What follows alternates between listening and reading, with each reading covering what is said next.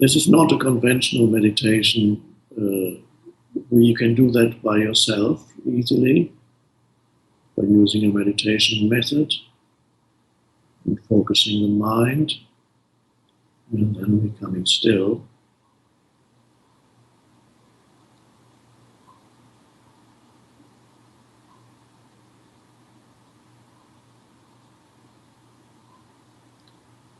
I haven't planned this session at all, so I have no idea how it's going to unfold. It's much more interesting and alive that way.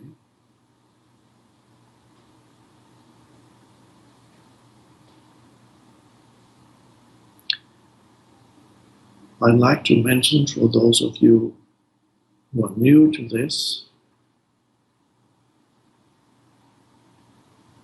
to be aware as you sit here and listen and watch, to be aware that I don't talk continuously right now.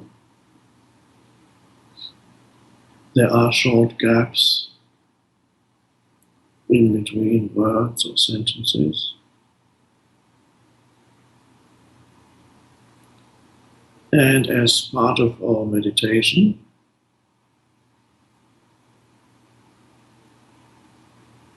please just notice that there are gaps when I don't speak.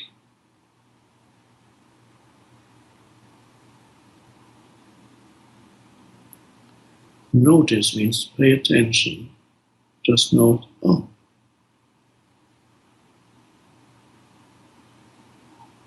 One could even say, the gaps are more important than the words.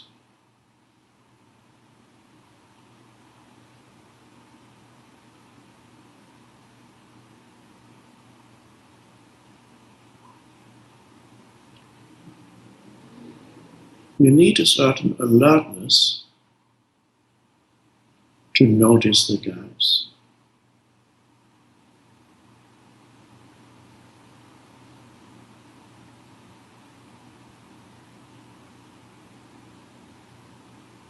I could say what you notice is the silence in between words or sentences.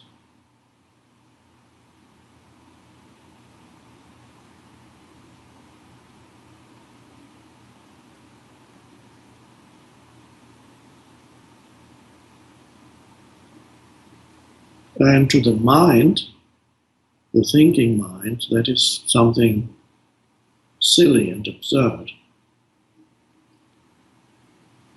Because the thinking mind is mental noise. So it doesn't know what to do with silence. It's not high on your list of the thinking mind's list of priorities. And the thinking mind says, I've got other things to worry about than silence. But that's the problem. It worries a lot. The thinking mind is not ever silent. But to find that dimension is very important in your life. I would even say the most important thing.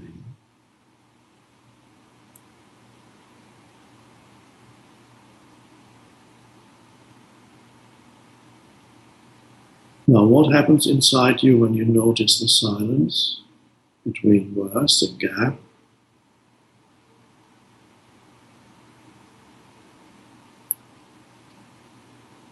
You become silent.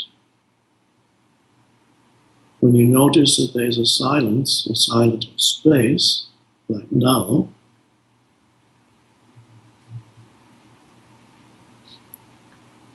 in that moment of noticing, whether it's 2 seconds or 5 seconds,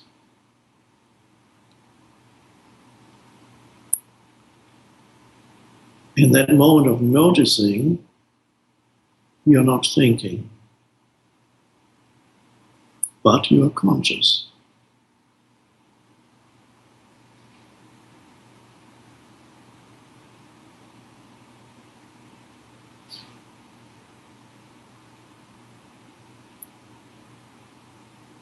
And that's meditation. To be conscious without thinking.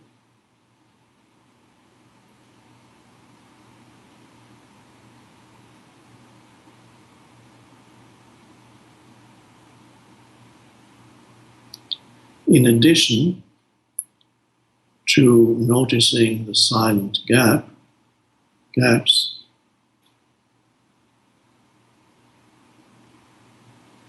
you could also become aware that you're breathing.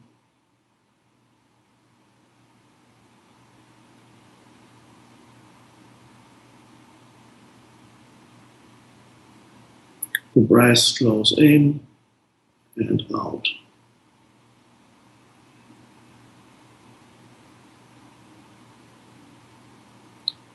Flows in and out.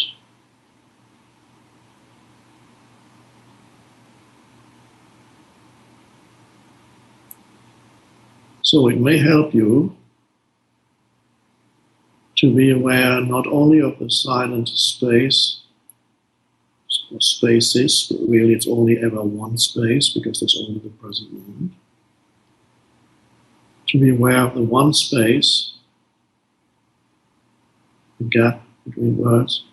It may be helpful while you're aware of that space to be aware that you're breathing also. You're breathing. Just feel it, sense the air flowing in and out.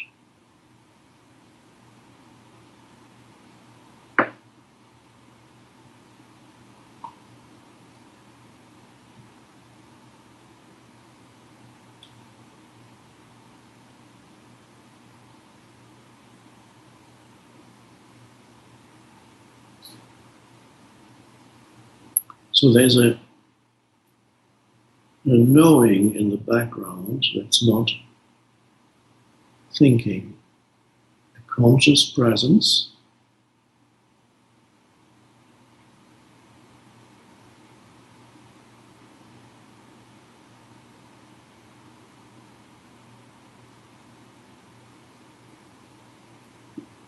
but you're not thinking.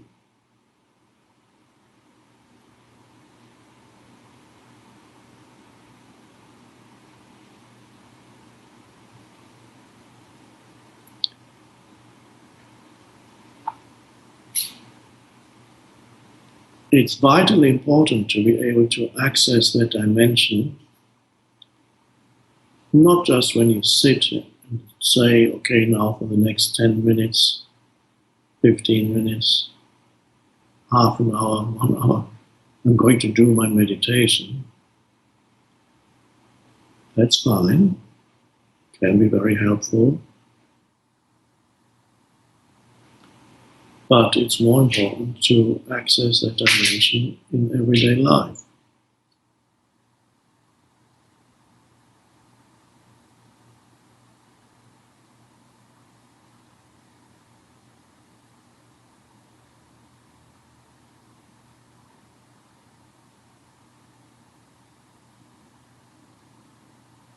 That's stillness, another word for it.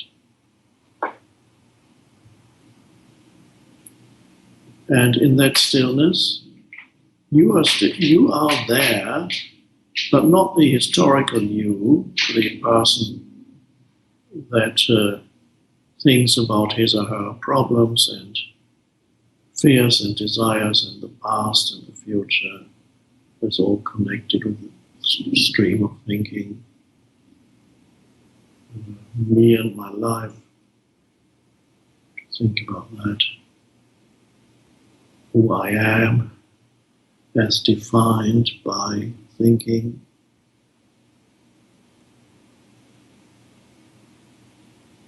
The judgments about myself,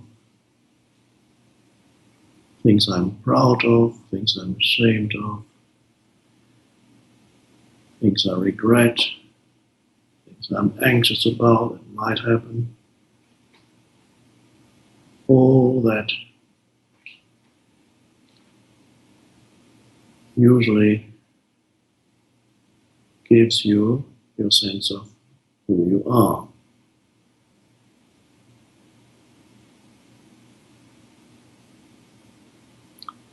But when that comes to a stop, there's a cessation in that stream of thinking that usually provides you with your sense of identity. Then, now, you become aware that there is another dimension of consciousness in you that's, one could say, deeper than thinking, or one could say, higher than thinking.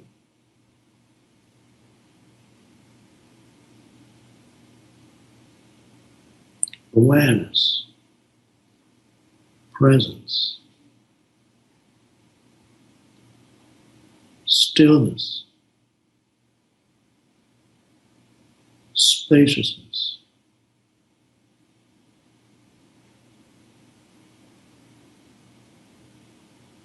And you can sense that there is something there that has no form. When you think about your life, your problems, your anxieties, so on, it's all form. Every thought is a thought form.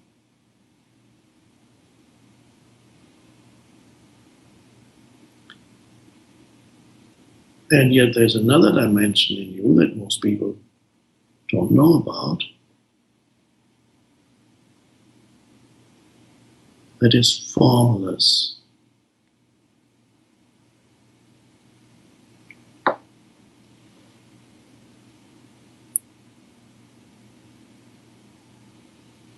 One could say, you become aware of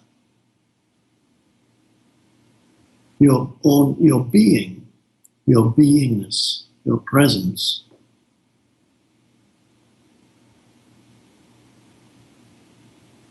When there's a moment of no thought, is there nothing there anymore? Well, there is undoubtedly a conscious presence left.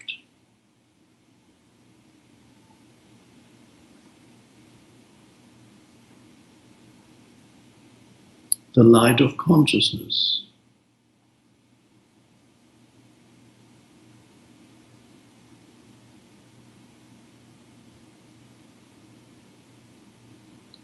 And that is you, more essentially than the story of your life. That is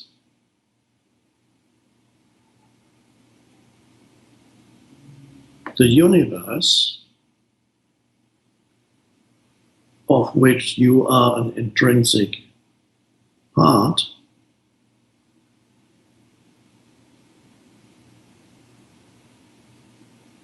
The universe becoming aware of itself. It's conscious. You are conscious. And suddenly you know that you are conscious. You sense that consciousness, that presence,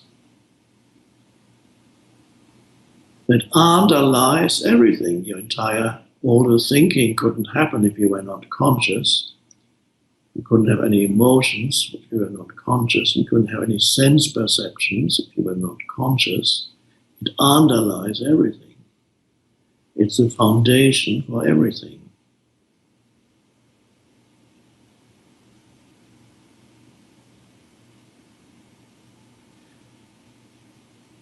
It's the one thing that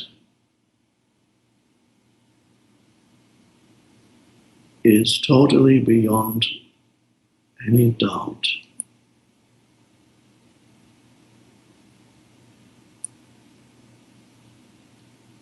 Maybe your entire life is a kind of dream, could be. So you can doubt the absolute reality of your so-called life.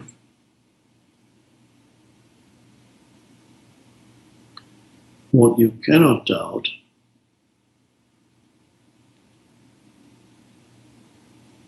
because the evidence for it is here and now and immediate, what you cannot doubt is that you are conscious.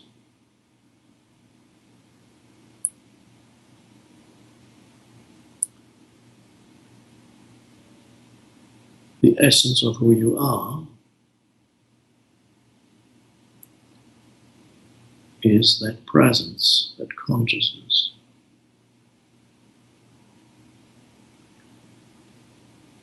I want to leave aside today for our meditation the question that may have arisen in your mind.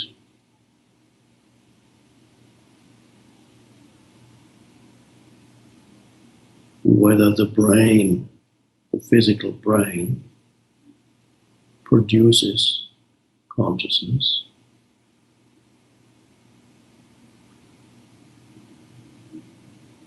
Or whether the brain receives consciousness like a radio receives the signals and translates them. I would suggest the second is the case, but we don't need to explore that here now. Our session here is practical and direct. We don't need to go at the moment into abstract speculation or philosophy, although it's interesting. The fact remains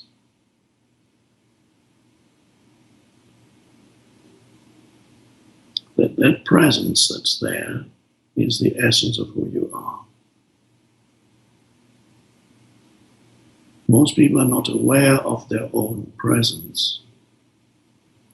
They are only aware of what arises in that presence, in that consciousness. Sense perceptions, they look, they hear, they touch. Thoughts and emotions. Now, those are the things that arise in that light of consciousness. So, most people's attention is completely absorbed by those things. So they're totally drawn into, identified with those three things that constitute your so-called life. Three things: sense perceptions, thoughts, and usually sense perceptions are perceived through the filter of your thoughts, which are conditioned by the past. So you don't really see that clearly. Sense perceptions, thoughts, feelings, emotions. So that is your life. And you go thinking, looking, doing. It's a kind of hypnotic state. It's like going to a movie, see it in the cinema, and you watch what's happening on the screen, and you're completely drawn into it. You forget yourself completely.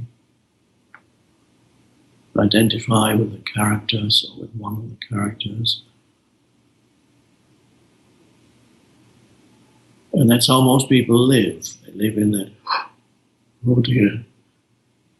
Sometimes there's sometimes almost accidentally,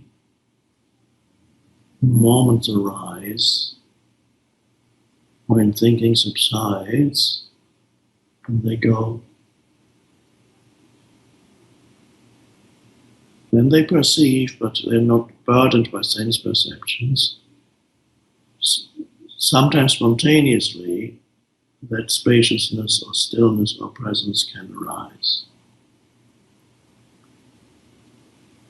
And suddenly life feels good. Feels good to be alive. There's a joy.